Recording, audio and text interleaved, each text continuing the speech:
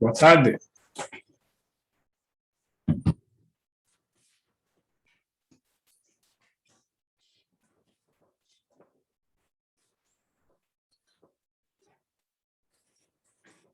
Bem, pessoal, então, hoje é dia 8 de outubro. Eu vou iniciar em seguida aqui a atividade, porque às 6h30 eu quero assistir uma palestra, né? Então, ela vai ser um pouco mais curtinha hoje. E eu vou apresentar aqui o gabarito das questões que foram formuladas na atividade de avaliação 2, né, que vocês realizaram recentemente e tiveram as notas publicadas. Assim, aqueles que assistirem à aula terão a condição de ver, né, o gabarito, comparar com a solução apresentada, enfim. Então, é uma forma de vocês fazerem as análises dos resultados, né, que foram obtidos por cada grupo aí na atividade de avaliação 2.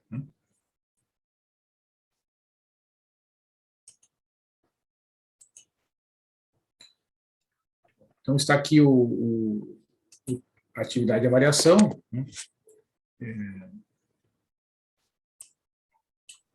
Professora, eu demorei para responder porque eu estava arrumando café aqui, viu? Mas pode falar que eu estou escutando. Tranquilo, tranquilo. Beleza. Então, a primeira questão, né, da atividade era resolver um sistema de equações com 3 equações e 3 incógnitas, pelo método de eliminação de Gauss, onde pede para apresentar o cálculo dos multiplicadores, das operações com as linhas, o cálculo de cada incógnita e a verificação final, né? E no desenvolvimento do cálculo usar a notação de matriz ampliada, que é a notação que a gente veio utilizando, né? É a notação que digamos assim, a notação oficial, né? Usada na literatura, né? Nos livros, nos trabalhos acadêmicos, nos trabalhos profissionais, né? É utilizada essa notação porque ela simplifica, né? O processo de desenvolvimento dos cálculos que caracterizam o método de eliminação de Gauss, né? Então, eu fiz aqui o desenvolvimento, né, dessa solução através, então, da planilha. Deixa eu ver um pouquinho aqui. Vocês estão vendo aqui, né, está aqui, estes valores que se encontram aqui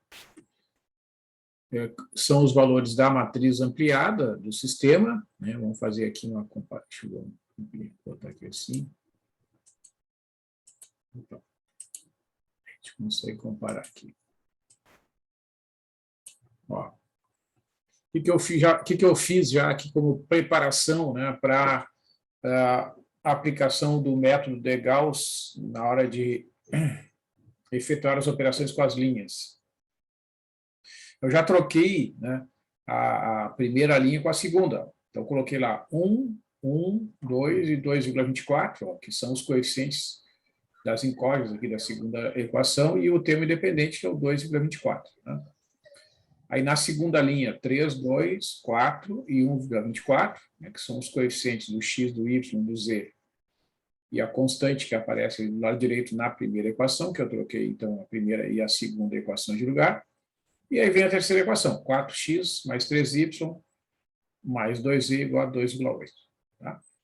Então, isso é um recurso válido, né? É interessante fazer essa troca das linhas para que, neste caso, né, o pivô, né, que é este elemento que está ali, né, destacado, né, em amarelo, ele passa a ser unitário, né? O pivô, nesse exemplo, basta trocar as duas linhas para que o pivô se torne igual a 1. Isso facilita bastante, né, o cálculo dos multiplicadores, né, que são usados no desenvolvimento do método de Gauss, porque o multiplicador nada mais é do que o quociente, né, entre o elemento que será zerado e o pivô. Então, Ó, quais são os números, né, que eu tenho que zerar? São esses dois aqui, né? Eu vou pintar aqui de vermelho. Aqui, né?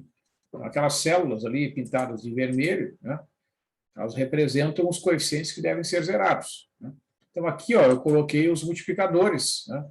Ó, é o elemento que está na célula E5 dividido pelo E4, que é o pivô, que dá 3, evidentemente, né? E o elemento que está na célula E6 dividido pela célula E4, né? Então, eu vou centralizar aqui para ficar um pouco melhor aqui. Na apresentação. Então, né, o que a gente faz aqui, né, nessas operações que aparecem aqui, né, eu vou definir, né, o elemento. Ó, aqui eu só coloquei a segunda linha e a terceira linha com as modificações. A primeira linha, que está lá em cima, ó, ela não foi modificada, eu nem escrevi de novo, né? Ó, então, esse elemento ele vai ser igual ao E5, né, menos o multiplicador vezes E4. Tá? Então, esta operação é a mesma coisa que 3 menos 1 vezes 3. Tá? Certo? Vamos escrever aqui, ó, do ladinho aqui. Vou fazer o seguinte, eu vou colocar aqui assim. Vou indicar aqui na anotação que a gente está usando lá nos nossos textos, né, as operações que vão ser realizadas. Então, a linha 2 é igual a linha 2 menos 3 vezes a linha 1, né? E a linha 3 é igual a linha 3 menos... Vou botar com um espacinho aqui.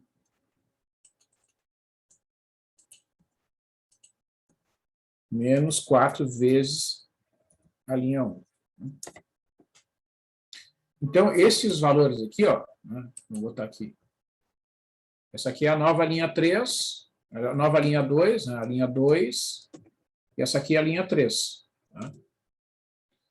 Então, a linha 2 recebe a linha 2 menos 3 vezes a linha 1. Então, 3 menos 3 vezes 1 vai dar 0. Né? E aí eu repito as operações aqui. Ó, né? 2 menos 3 vezes 1, 2 menos 3 dá menos 1. 4 menos 3 vezes 2 é 4 menos 6, que dá menos 2. E 1,24 menos 3 vezes 2,24 dá menos 5,48. Está ali a operação H5 menos o multiplicador que está ali na célula J5, né, ele está capturado ali pelo F4, né, vezes o H4, né, então dá menos 5,48. Então, essa aqui é a nova linha 2. Né? A linha 3 recebe a linha 3 menos 4 vezes a linha 1, então 4 menos 4 vezes 1 dá 0 aqui. Aqui nessa posição, 3 menos 4 vezes 1 dá menos 1. Né? Aqui é 2 menos 4 vezes 2, 2 menos 6, 2 menos 8 dá menos 6. Né? E aqui nessa posição, ó, é 2,8 menos 4 vezes 2,24. Essa operação dá menos 6,16. Então, com isso, né, foi atingido o objetivo aqui, ó, de transformar esses dois coeficientes, né, em valores iguais a 0. Uma vantagem adicional, né, que ocorre é que esses dois valores são iguais. Né? Então, o que vai acontecer? Esse aqui vai ser o pivô, né, vou pintar de amarelinho ali. E esse aqui é o elemento que deve ser zerado, né, que está em vermelho. Tá? Ora, então o multiplicador vai dar 1, porque os dois números são iguais. Né? Ó, é exatamente a divisão, né, da célula F9 dividido por F8. Né? Divisão da célula F9 pela célula F8. Né? Como esses dois números são iguais, né, essa divisão dá 1, então basta eu fazer, né, a subtração. Né? Ó, a linha 3 é igual. A linha 3 é igual a linha 3 menos a linha 2. Né? Então, 0 menos 0 dá 0. Né? Ó, vejam aqui, ó, é a linha, a célula F9 menos o multiplicador vezes o F8. Né? Dá 0. Aqui, ó, menos 6 menos menos 2, vai dar menos 4. Né? Menos 6,16 menos menos 5,48, dá menos 0,68. Né? E aí veio o cálculo, né? Veio o cálculo das soluções. Deixa eu mostrar aqui uma coisa para vocês.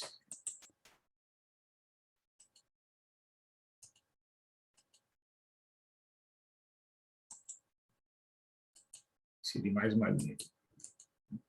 O que restou, né, após essas transformações? Né? Ó, vejam que a primeira equação, aquela primeira equação lá continua a mesma, tá? Então, deixa eu botar mais uma linha aqui.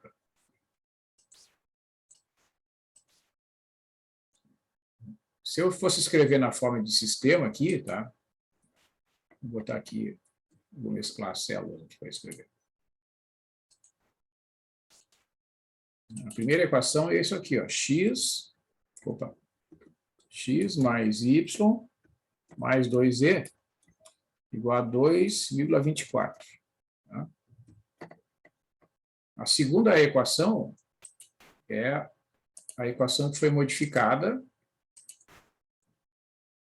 que é menos y menos 2e igual a menos 5,48. Né? Que aparece aqui, ó.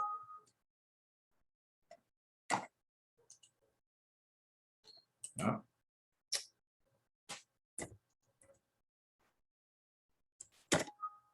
Ah, meu Deus do céu, isso aqui será chato pra caramba.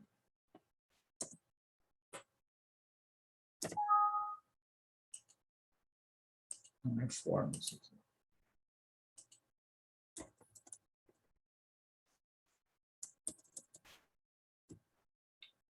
Menos y menos 2e igual a menos 5,48. Tá? E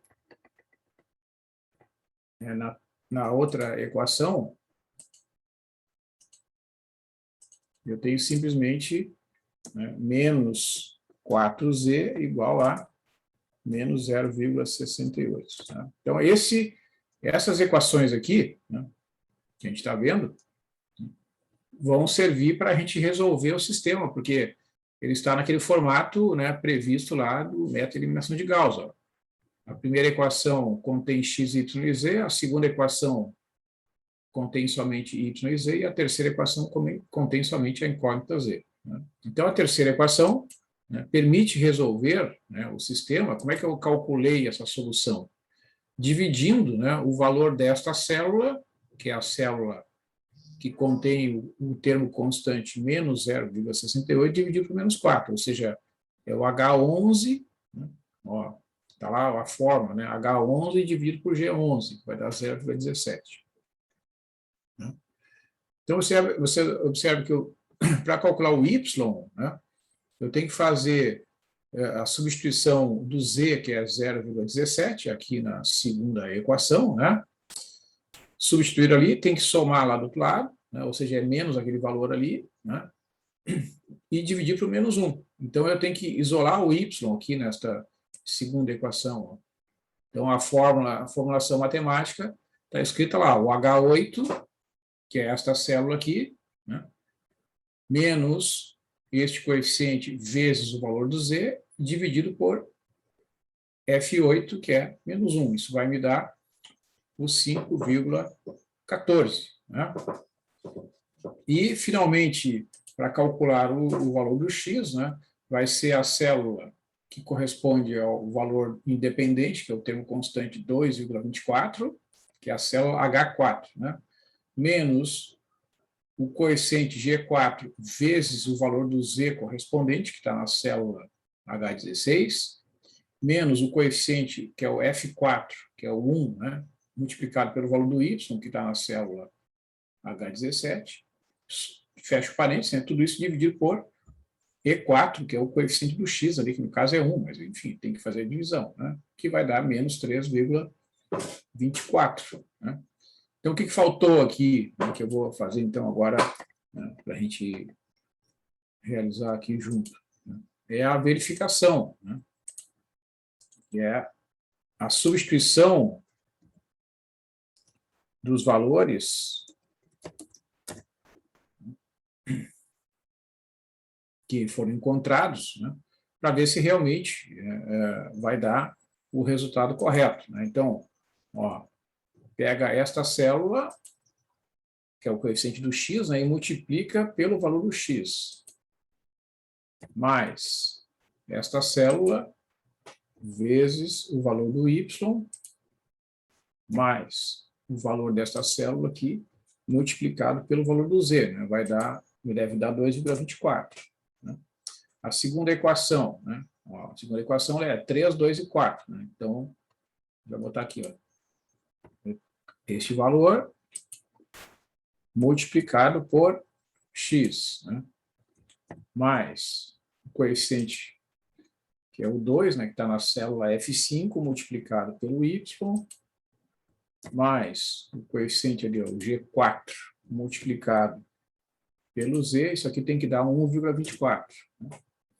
E, finalmente, né, a terceira equação, este coeficiente multiplicado pelo x, mais este coeficiente multiplicado pelo y, mais este coeficiente multiplicado pelo z, tem que dar 2,8. Então, realmente, né, a gente percebe que os valores são os valores correspondentes à solução do sistema. Né? Então, esses valores aqui, né, eu posso comentar aqui, né, correspondem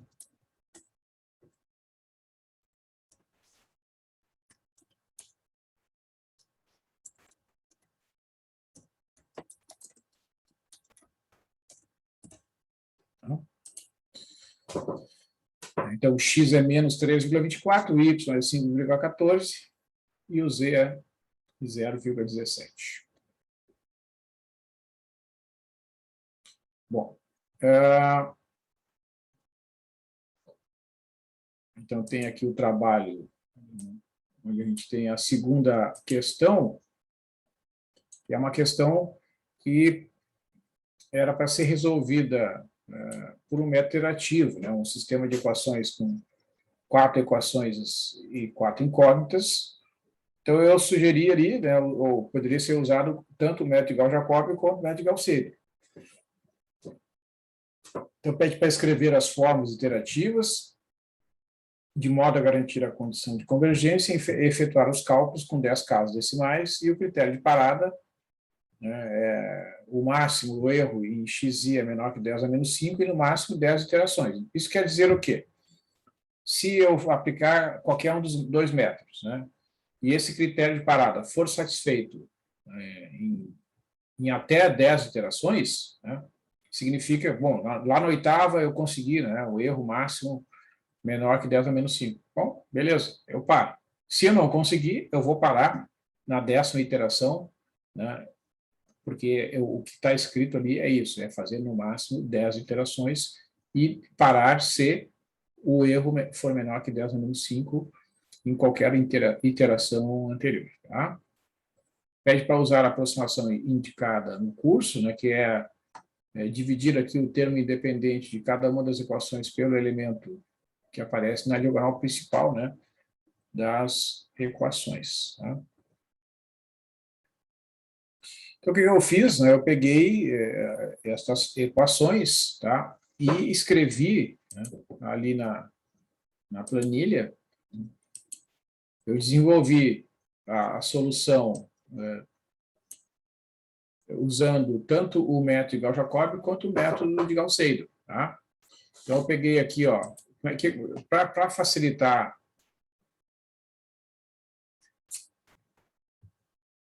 a organização, né, dos cálculos, aqui nessa parte que eu estou destacando aqui, ó, eu coloquei, né, a matriz ampliada do sistema. Vocês vejam lá, a primeira equação, 20, 1 e 33, e assim por diante. Né? Porque daí, quando eu vou escrever as formas, eu vou me reportar aquelas células lá. Aqui na primeira linha, né, eu coloquei os valores que correspondem, né, à aproximação inicial. Ó, vejam como é que eu obtive esses 1,65. Né? Eu dividi o 33, que é a célula que está aqui nessa posição, né, pelo 20. Que é. Então, aqui eu poderia ter colocado a célula. Né? Quer ver? Ó? Melhor, inclusive, é colocar a célula. Né? Ó, é esta célula aqui, né, dividida por esta. Certo? Aqui a mesma coisa. Eu vou botar aqui. Ó. Depois eu vou explicar por quê. Eu vou botar esse valor aqui, a célula H5 dividido pela célula E5. Aqui é a mesma coisa. É a célula que contém o termo independente H6 sobre F6. E aqui a mesma coisa. Vou pegar esse termo aqui e vou dividir por esse. Muito bem. Esse aqui é o método de Gauss-Jacob. Né? Então, o que caracteriza o método de Gauss-Jacob? Né? Na formulação das equações, né? As fórmulas sempre se remetem aos elementos da linha anterior. Né? Então, fazendo isso, né, eu vou apresentar aqui somente os resultados numéricos, né? Vocês vão obter esta sequência, né, de valores que eu vou destacar aqui.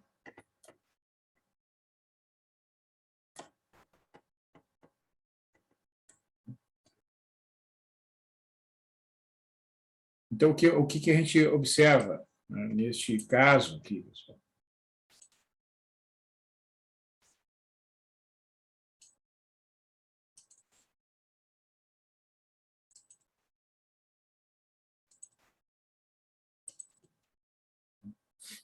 Na medida que a gente vai desenvolvendo os cálculos aqui pelo método de Gauss-Jacob, né, a gente percebe que a incógnita x1 está se aproximando aqui de um valor em torno de 1,2758, né? O x2 está se aproximando de um valor em torno de 2,3964, o x3 em torno de 3,59 e o x4 em torno de 1,493. Né? Mas a gente testando aqui os erros, né, tanto no x1 quanto no x2, no x3 e no x4, a gente vê aqui ó, que até a 10ª iteração, né, o erro máximo está na ordem de 7 vezes 10 a menos 4. Então, ele não vai satisfazer aquele critério até a 10ª iteração. Então, beleza, a gente para, né, e observa, né, que a solução é aproximadamente 1,2758, 2,39. Por quê? Porque a gente observa que, apesar de não ser satisfeito o critério de parada estabelecido, que é o erro menor, máximo, né, menor que 10 a menos 5, a gente observa que está havendo convergência. Porque aqui a gente está tendo uma aproximação das primeiras casas, né, está vendo uma repetição, aqui já tem umas 3 casas repetidas, aqui a mesma coisa.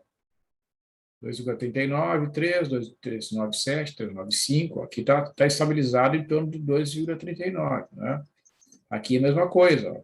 3,58, 59, né? Está em torno de 3,59. E esse aqui estabiliza em torno de 1,493. Né? Certo? Então, é isso que eu quis que vocês fizessem algum comentário, né, sobre a convergência. Observar que os valores estão, né, em cada uma das incógnitas, a sequência está apresentando um comportamento de convergência, né, nesse sentido. Tá? Bom, e aí, né, eu fiz a verificação, certo? Então, aqui, ó, o que é a verificação? Eu peguei e calculei o resíduo, né? Eu peguei a diferença entre o valor que aparece aqui do lado direito, menos os resultados que aparecem lá do lado esquerdo, tá? Então, a diferença ali na primeira linha deu menos 0,004, na segunda linha, o resíduo deu menos 0,007.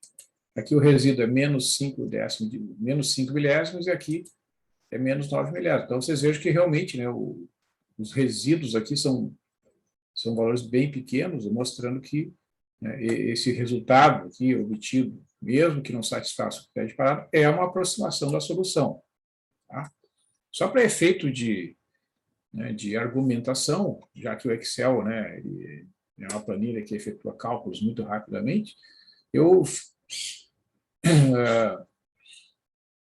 fiz mais 5 vezes, né, a aplicação da forma iterativa. Então, lá na 15ª aproximação, ó, né, na 15ª iteração, o método de Gauss-Jacobi produz uma solução com pelo menos 5 casas decimais exatas em cada uma das posições, em cada uma das incógnitas, x1, x2, x3, x4. Tá? Então, né, essa é uma das vantagens de ter a planilha. Né? Então, esses comentários vocês poderiam ter incluído ali. Não sei se vocês têm alguma pergunta. Não, professor, acho que foi aí o 9, né? Faltou esse comentário aí. Agora de cabeça realmente não saberia te responder, Jefferson, mas eu analisei esse aspecto, né? Quem não comentou, quem não fez nenhuma observação, assim, simplesmente colocou resultados, né? Era um dos itens que estava solicitado ali. Mas agora eu não saberia te dizer com certeza.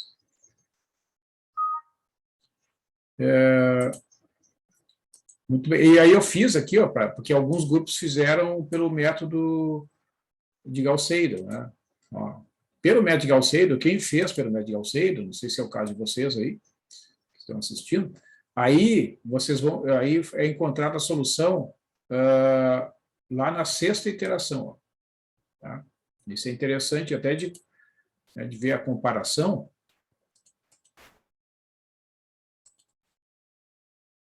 Pelo método de Gauss-Jacobi, tem que fazer 15, né? E aqui pelo método de Gauss-Seidel, tá?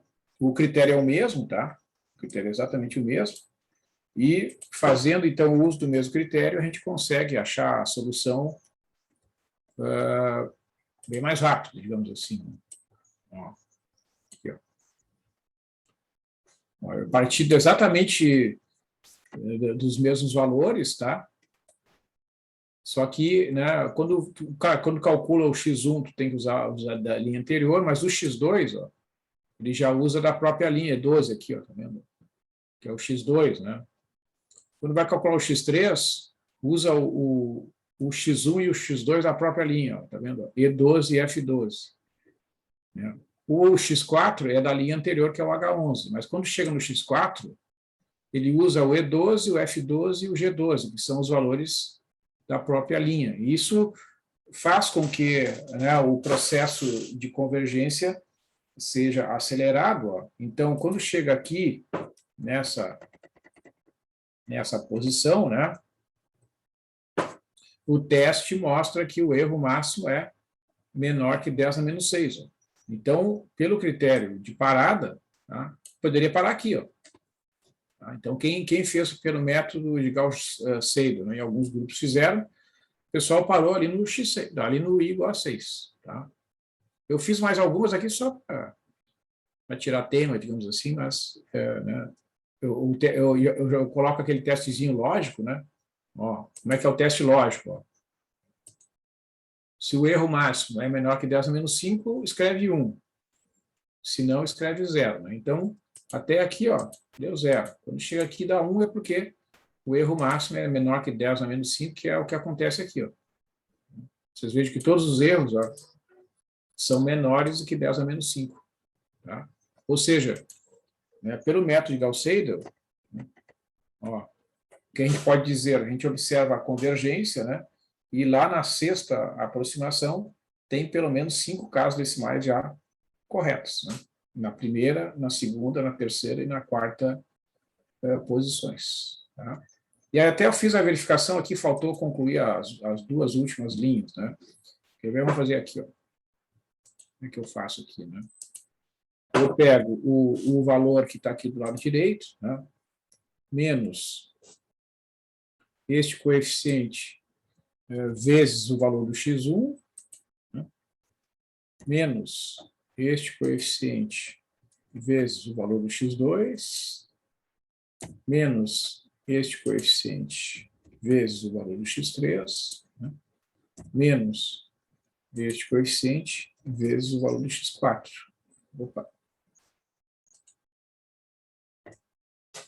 Deu menos 1,24 vezes 10 a menos 6. Né? E aqui o resíduo na última linha, ó, pega o termo constante, menos o coeficiente vezes x1, menos o coeficiente vezes o x2, menos este coeficiente vezes o x3, menos este coeficiente vezes x4. Nesse caso, até o resíduo dá zero. Então, realmente, a solução, né, que satisfaz o critério de parada é formada por esses valores aqui. Representa a solução que satisfaz o critério de parada. Então, isso tudo tem a ver com aquilo que a gente comentou lá no início do semestre. Se a gente tem, né, um recurso computacional, como essa planilha, que é um recurso bem simples, né, mas que permite realizar cálculos em grande quantidade em um tempo bem pequeno, né, realmente é bem vantajosa, né, a utilização do recurso, porque a gente observa, né, ademais, né, como os resultados eles ficam organizados assim como colunas, né, a gente observa, né, em cada uma das colunas, né, do x1, do x2, do x3, do x4, a convergência. Né? Porque o que é a convergência? Significa que o número de casos decimais, né, de cada incógnita vai aumentando, né, à medida que a gente vai aumentando as aproximações. Né? Então, aqui a gente tem 1,2779, 1,2759, aqui 1,27582, 1,27582, né? Então, a gente observa isso, né? O número de casos decimais repetidas vai aumentando. Aqui a mesma coisa, 2,393, 2,396, 2,3962, 2,39626, né? E assim vai no X3 também, ó. Aqui começa com 359, 1, 359, 3, 359, 37, 359, 381, 381. Né? Então, a gente percebe que a mesma coisa ocorre aqui na quarta aproximação, né? 1,493, depois estabiliza ali, 1,49347, 1,49372, 1,49373. Então, é nesse sentido, né, que a gente deve analisar que os valores estão se aproximando da solução exata, digamos assim. Né? Só que, para efeitos de cálculos aproximados, né, o critério de parada foi satisfeito aqui, né, e aí a gente verifica que as diferenças lá em cada uma das linhas é bem pequeno. Tá? Então, isso está demonstrado aqui pelo cálculo do resíduo. Né?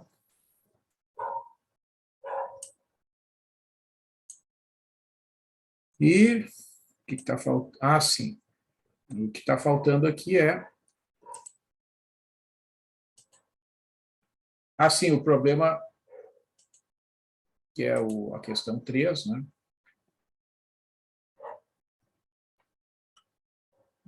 Aqui.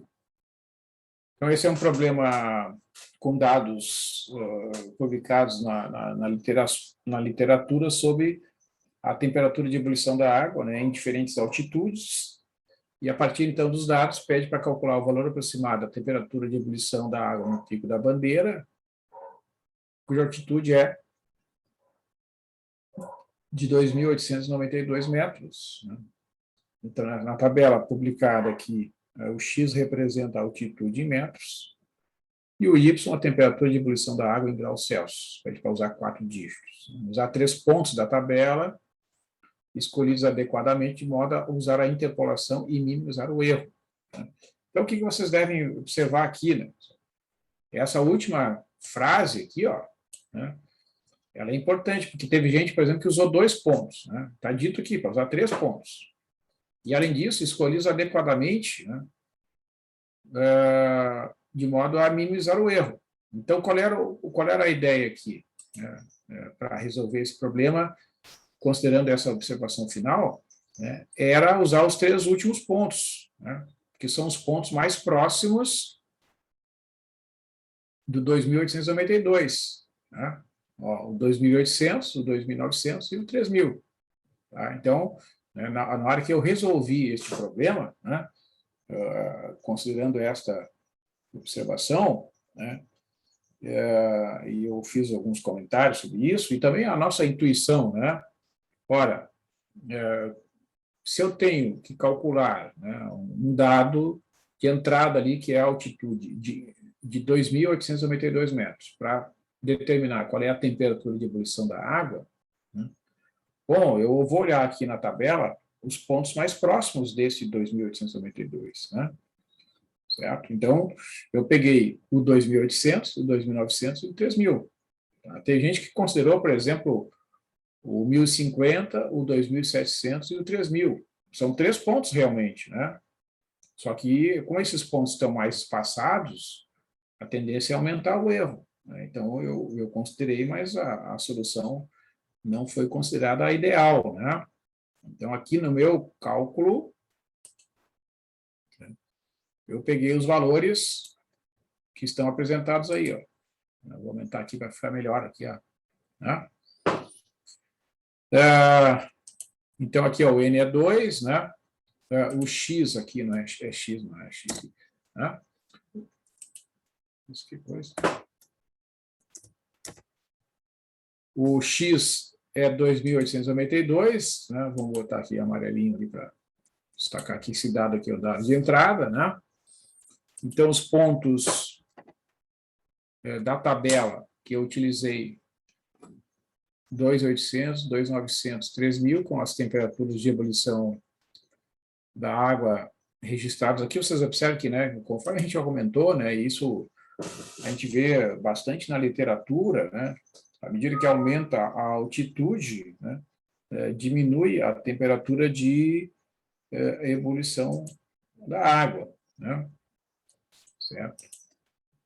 Então, lá nos 3.000 metros, né, a temperatura já é de ebulição da água 90 graus, né, já dá uma diferença de 10 graus aqui, aproximadamente, com o nível do mar, né? A cidade de Porto Alegre é praticamente o nível do mar, aqui a temperatura de ebulição da água é 100 graus, né, aproximadamente. Então, eu calculei, né, os valores do L0, do L1 e do L2. Deixa eu ver se eu só um minutinho aqui que eu vou localizar aqui o...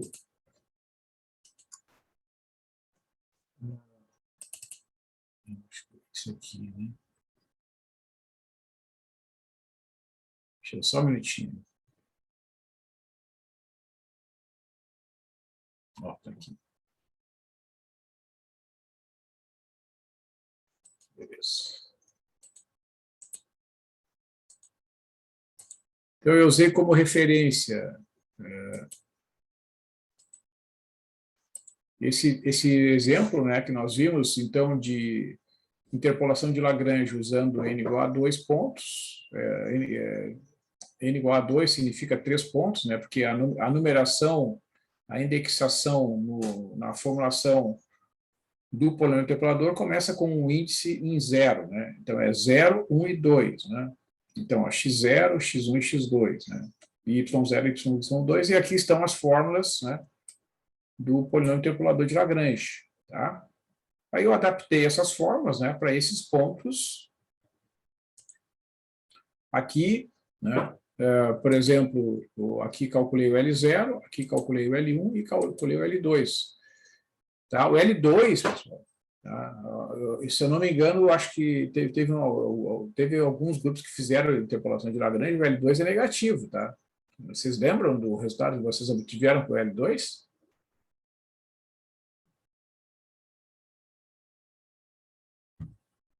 Então, claro que aí depende dos pontos que foram usados, né? Usando esses 3 pontos, esses são os valores, e a temperatura de ebulição da água nessa altitude aqui é 90,37. Arredondei para 2 casas só para ficar uniforme aqui. Nos cálculos eu usei 4, né, conforme as instruções, e no final Então, a conclusão é que a temperatura de ebulição da água na altitude de 2.892 metros é aproximadamente 90,37 graus Celsius. Tá? Então, esse é o resultado obtido aí para essa questão.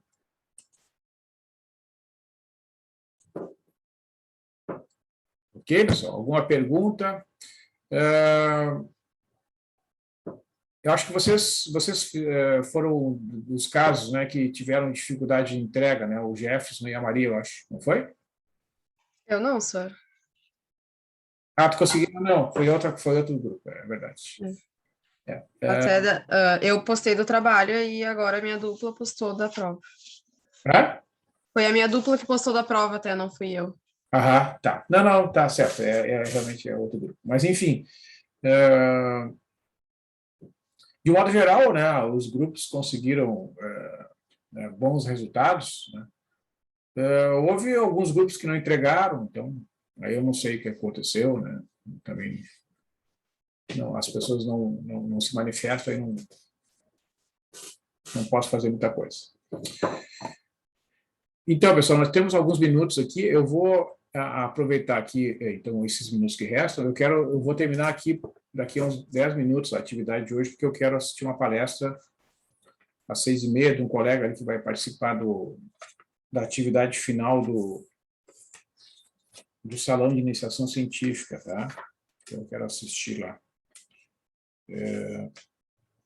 Deixa eu só mostrar aqui. Então, para a gente aproveitar os minutinhos aqui, eu selecionei um exemplo, né, que, não sei se vocês lembram, né? A gente apresentou na aula passada a discussão sobre o ajuste de curvas, né? Então, eu vou fazer mais um exemplo aqui, né, onde o autor pede para esboçar, então, o gráfico de dispersão desses pontos, tá? E ajustar esses pontos abaixo a uma reta. Tá? Então, quer ver? Ó, como é que a gente faz, né? Vou pegar um outro arquivo aqui, ó.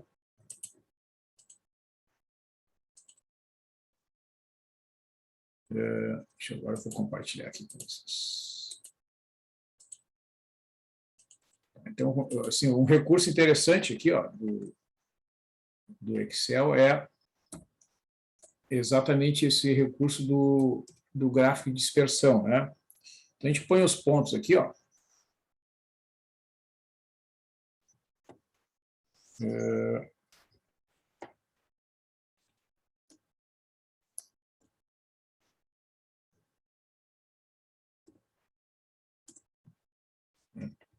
Conferir aqui, -2, -0,5, 1,2, 2,1, 3,5 e 5,4. Então, Y, 4,4, 5,1, 3,2, 1,6, 0,1 e menos 0,4, tá?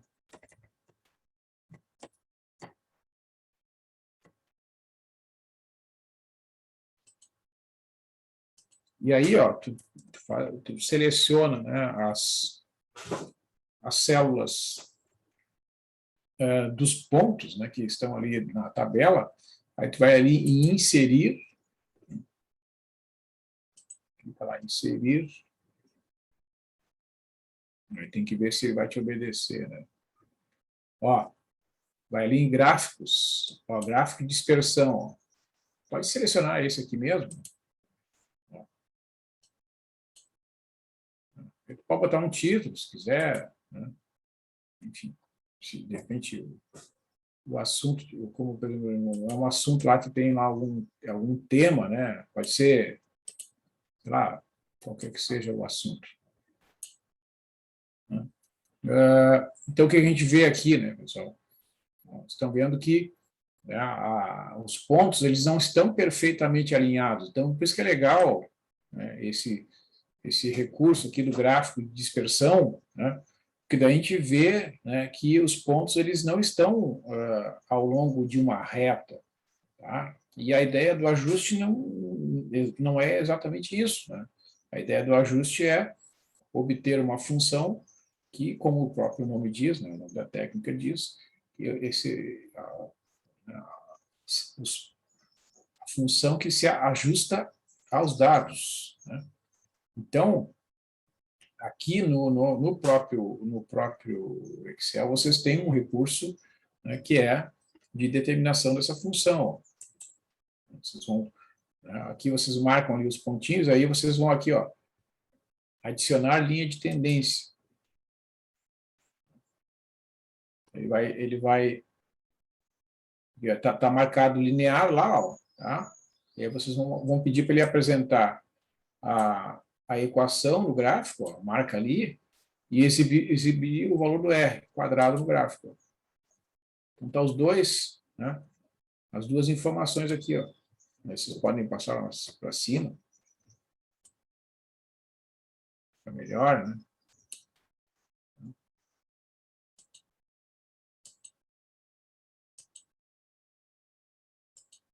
Certo? Então, o que está dizendo ali? Ó? Essa reta, né, que passa aqui nessa posição, ela tem essa equação aqui, ó, menos 0,7981 mais 3,6235. E o R2, que é o coeficiente de determinação, é 0,88, tá? Que é um número, né, bem elevado, indica, né, que o ajuste é bem adequado, digamos assim, segundo, né, é um critério. Isso é muito arbitrário, viu, pessoal? Na terça-feira, eu assisti alguns trabalhos ali do Salão de Iniciação Científica, né, eu tinha um aluno que estava terminando o projeto dele, aí ele apresentou lá, e junto com ele, né, alguns outros alunos da engenharia mecânica apresentaram seus respectivos trabalhos. Aí os professores lá, não sei se vocês conhecem o professor Jairo Andrade, o professor Sérgio Boscato, que eles são professores ali da engenharia mecânica, eles estavam comentando que para eles, né, nos problemas que eles trabalham, o R2 tem que ser 0,99. Tá? Certo? Então, 0,99 significa que os pontos estão praticamente alinhados a uma reta. Né? Porque quando o R2 é 1, é porque os pontos estão perfeitamente alinhados, que foi o exemplo da aula passada. Tá? Então, você observa que, né, em alguns casos, o pessoal é bem exigente, né, quanto aos valores que devem ser verificados, né, pelo coeficiente. Tá? Então, aqui até eu vou copiar aqui, depois eu copio o gráfico. Ó. O que a gente tem neste exemplo? Né? Ó, vou botar aqui alguns dados aqui. Ó.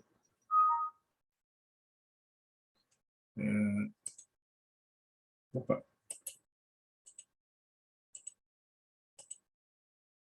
Ó. Então, o N é 6, né? Tá? Ó, o somatório de XI, vamos fazer aqui pelo menos esse exemplo mais bonitinho aqui. Somatório. Vou botar aqui o símbolo do somatório. Eu vou omitir o índice, né? Porque daí também não é necessário. Somatório do XI. Vai somar ali, né? Menos 2, mais menos 0,5. Deixa eu ver.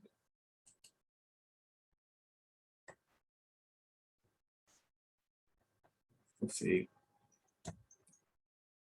Vou botar assim, para deixar bem claro que é uma soma, né? 1,2, 2,1, mais 3,5, mais 5,4. Vai somar essas quantidades todas, aí vai dar 9,7. Tá? Beleza. Aí depois tu vai somar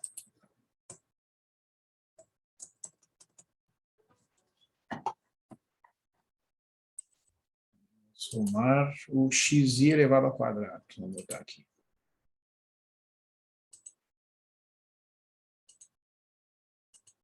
x, bom, essa anotação aqui, xi elevado ao quadrado. Essa é a parte mais chata aqui, né? Porque tem que escrever com esse expoente aqui. Menos 2,0 elevado... Opa!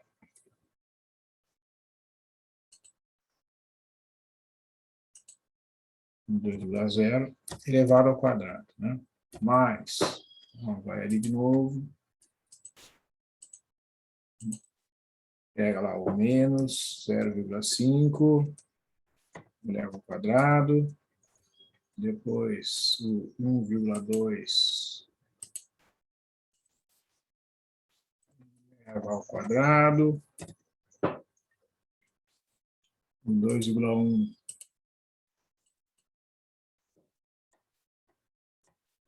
quadrado, mais o 3,5.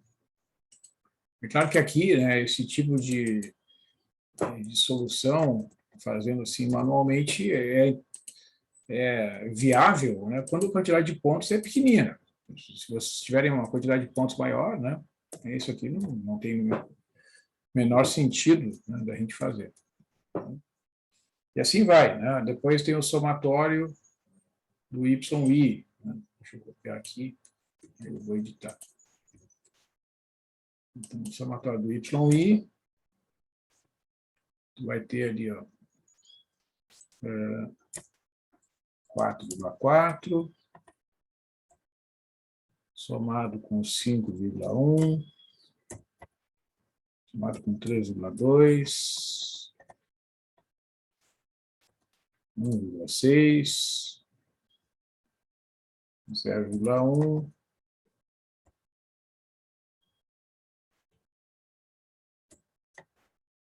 vai somar essas quantidades todas aqui, vai dar 14,0.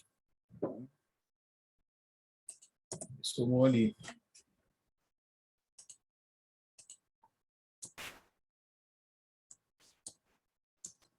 E depois vai somar o produto, né? Ele já aproveita aqui, ó, o autor aproveita e já faz o somatório do y ao quadrado que precisa para calcular o coeficiente de determinação, né? Aqui todo vai ter 4,4 ao quadrado. Vou botar aqui. Precisa para o coeficiente de determinação, esse valor aí. 5,1 ao quadrado. Aqui o 3,2. Aqui 1,6. Aqui o 0,1.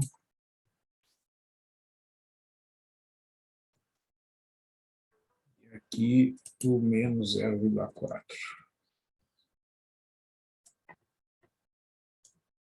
Vai somar isso aqui tudo, vai dar... Opa! Não consigo recuperar ali a barbeiragem. Isso aqui vai dar 58,34. Né? E depois, finalmente, né, vai fazer o produto do x pelo y.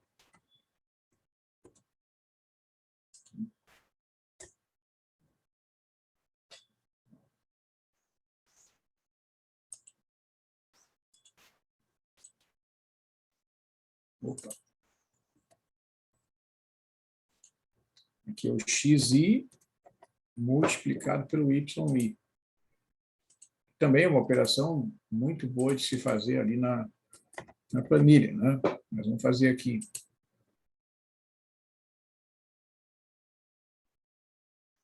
Só para deixar registrada qual é a lógica, né? Ó, por exemplo, vai fazer menos 2 multiplicado pelo 4,4, né? Somado com menos 0,5, opa, vezes o 5,1, né? Depois é o 1,2 multiplicado pelo 3,2, depois é o 2,1 multiplicado pelo 1,6, o 3,5 multiplicado pelo 0,1 e, finalmente, né, o 5,4 multiplicado pelo menos 0,4. Você vai te dar menos 5,96. A gente vai montar, vai calcular a solução, né, usando aquelas fórmulas. Ó, eu agora não vou fazer aqui os cálculos, eu estou chegando no meu limite de tempo aqui, ó. Vocês vão pegar aqui, ó,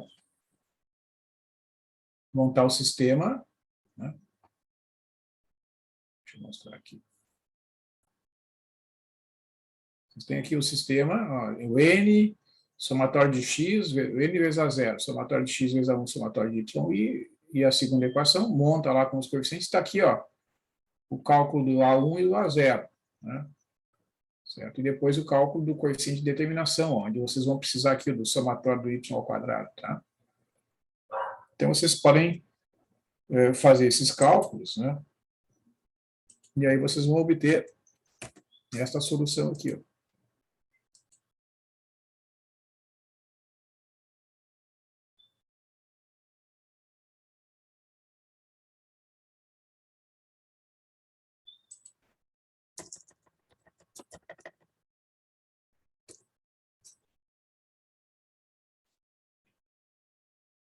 Então, vocês podem conferir ali, ó, a função de ajuste, e está ali o R2.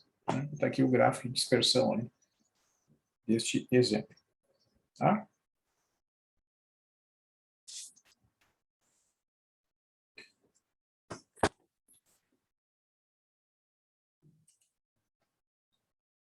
Certo, pessoal? Então é isso, eu vou encerrar um pouco mais cedo hoje, em função dessa atividade que eu quero acompanhar ali, a palestra do professor Rodrigo de Oliveira sobre algumas atividades de pesquisa que ele desenvolve, alguns conceitos que ele vai apresentar ali. Ok? Tranquilo, professor? Certo, senhor. Então, assim, ó, lembre, né, do calendário, semana que vem, dias 11 e 12, não haverá aula, nós teremos a aula, então, dia 15, que vai ser aqui no Zoom, e na outra semana, né, no dia 18 e 22, a gente vai ter aula presencial, tá? Então é isso. Tranquilo. Beleza, senhor. Bom final de semana para vocês. Igualmente, Senhor professor. também. Tudo de bom.